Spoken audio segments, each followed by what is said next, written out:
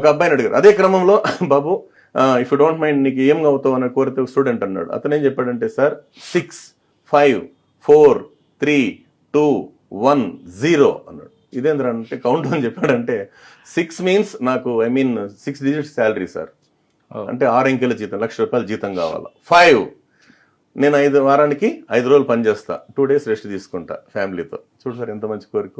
4 4 చక్రాల కారు కావాలి. 3 3 bedroom flat, ఒకటి నాకు నా భార్యకి, మా అమ్మ నాన్నకి, నా బిడ్డలకి.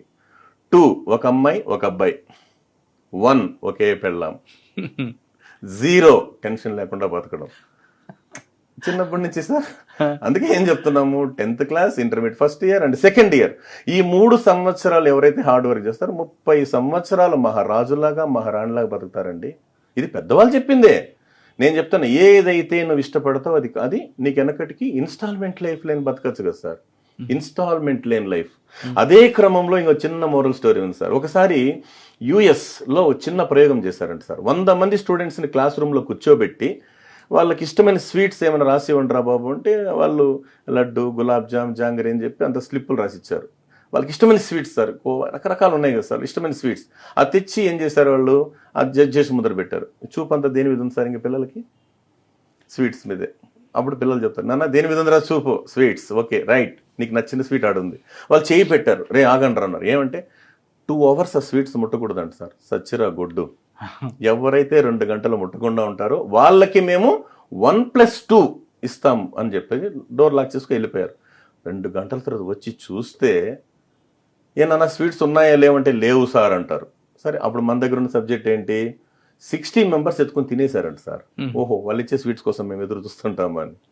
40 ఉన్నారు కదా సార్ బ్యాలెన్స్, దాంతో 30 members ఈ పక్క ఆ పక్క గిల్లుకొని తిన్నారంట. రిమైనింగ్ 10 వాళ్ళు స్వీట్ టచ్ చేయలేదంట సార్.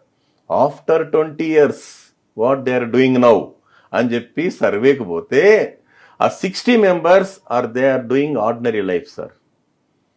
ఆ 30% ఇల్లుకొని తిన్నటువంటి వాళ్ళు government salary and corporate salary.